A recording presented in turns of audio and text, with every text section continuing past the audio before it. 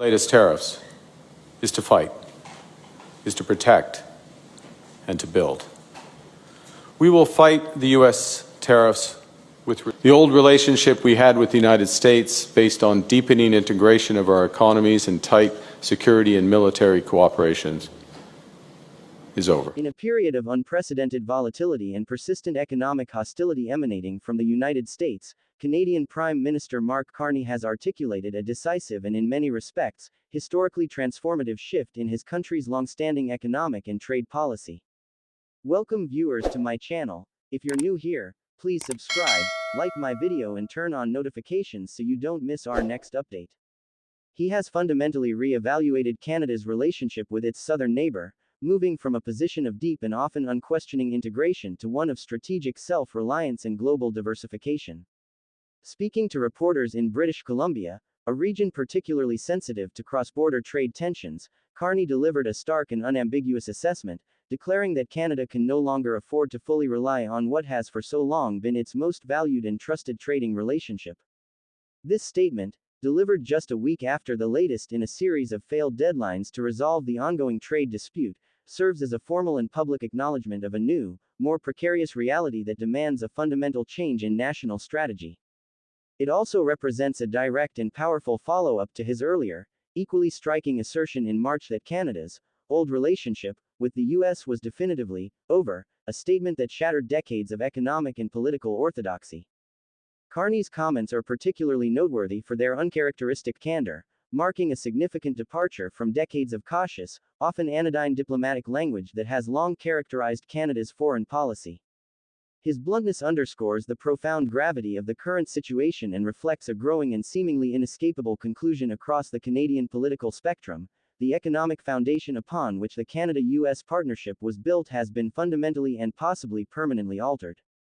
This is a recognition that the rules of engagement have changed, and Canada must adapt or risk being left behind in a new era of protectionism.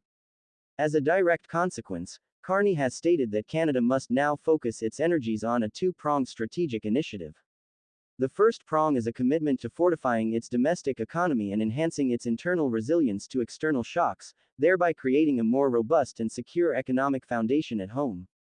This involves nurturing domestic industries, strengthening supply chains, and encouraging domestic investment. The second is a proactive and aggressive effort to seek out new and diversified opportunities for its companies and workers in a wide array of international markets, consciously expanding its global reach far beyond the American border. This marks a new era of Canadian foreign and economic policy, one defined by a deliberate strategy of diversification and a more pronounced sense of national self-reliance, with the goal of reducing systemic vulnerability and building a more resilient economic future.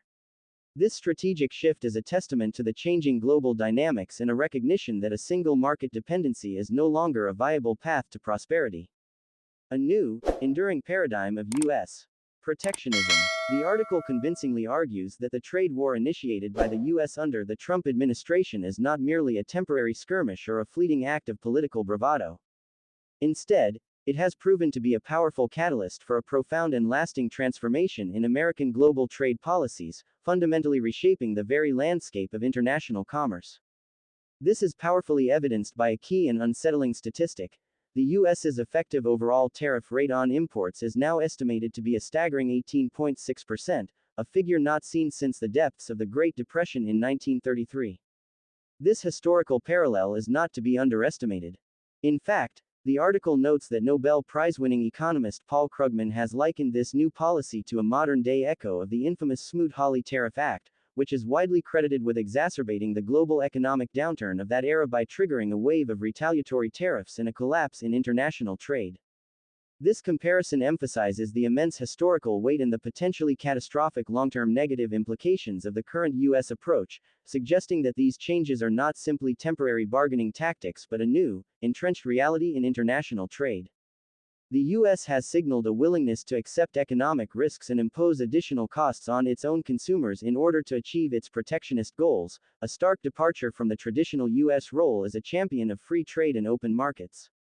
This new paradigm prioritizes domestic industries and jobs at the expense of global economic stability and has created an unpredictable environment for its trading partners. Carney himself has lucidly captured the essence of this change, noting that the US is now effectively charging for access to its economy. This is being done through a multi-pronged approach that includes a combination of higher baseline tariffs, the demand for unilateral trade liberalization from its partners, and new requirements for them to invest within the United States. This fundamental shift makes it incredibly difficult to believe that any future trade deal with the US can be considered stable or long-lasting. The very concept of a deal with the Trump administration seems to be one where the US consistently maintains the upper hand and the ability to unilaterally change terms at will, without consequence. As such, even if an agreement is reached, it would now seem profoundly naive to imagine that the pre-2016 normalcy would simply return, regardless of who occupies the White House in the future. The current state of affairs represents a new and durable phase in Canada-US relations, forcing Canada to accept that its traditional economic security model, one predicated on uninterrupted and preferential access to the US market, is no longer a viable or dependable strategy for future prosperity. The country's economic future must be built on a more diverse and resilient foundation, independent of the unpredictable shifts in American policy, and one that does not rely on the good graces of its southern neighbor. A historical recurrence. Canada's third option, revisited. The article positions Canada's current dilemma not as an unprecedented event, but rather as a striking and compelling historical recurrence. It draws a powerful parallel to the country's position in 1972, a time when Canada was also confronted by a shifting global order and a wave of American protectionism under the Nixon administration's Nixon shock, which ended the convertibility of the US dollar to gold and imposed a 10% import surcharge. In response to this existential challenge, then Secretary of State for External Affairs Mitchell Sharp penned a seminal policy document titled Canada-US Relations, Options for the Future. This influential 24-page paper outlined three distinct strategic paths for Canada's future relationship with the United States, providing a clear and critical choice that continues to resonate today. The first was to maintain the status quo, which involved a passive and reactive approach of managing relations and handling problems with the US on an ad hoc, case-by-case basis as they arose. This option was seen as a path of least resistance but also one of increasing vulnerability, leaving Canada exposed to American policy changes. The second was to pursue closer economic integration with the US, a path that could lead to a formal free trade agreement and deeper, more intertwined economic ties. This was the path of maximum integration, promising greater efficiency and market access but also a potential loss of sovereignty and distinct Canadian identity. The third was to implement a comprehensive, long-term strategy to build and strengthen the Canadian economy from within, thereby reducing its vulnerability and systemic reliance on the American market. This was known as the third option, a path of strategic self-reliance and economic independence. While Sharp personally championed the third option as the most prudent path forward, Canada's political leadership at the time ultimately chose the second path, which culminated in the Canada-US Free Trade Agreement in 1989 and, subsequently, the North American Free Trade Agreement NAFTA. The third option subsequently fell out of favor, viewed by many as a nationalistic experiment that was ultimately too complex and politically difficult to implement, given the powerful gravitational pull of the US economy. The idea of decoupling from the US seemed a formidable task. However, the article points out a powerful and relevant similarity between the historical third option and Carney's current policy pronouncements. His emphasis on building domestic strength and diversifying trade relationships aligns perfectly with the core principles of Sharp's third option.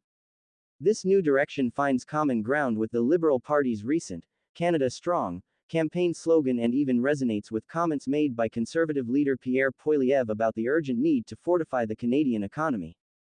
This suggests that a potential bipartisan consensus is emerging around the idea that Canada must fundamentally alter its economic course and become more self-reliant. Although the original third option did not significantly alter Canada's trade direction in the 1970s, the current geopolitical climate, defined by deep instability and American protectionism, may finally provide the necessary impetus and political will for a new, more determined effort to redefine Canada's economic future. The central question for Canada now is whether its political leaders and its population have the collective will to follow through on this challenging new direction and build an economy that is less vulnerable to external pressures. This is not just an economic debate but a re-evaluation of Canada's national identity and its place in the world, a moment of profound national reflection and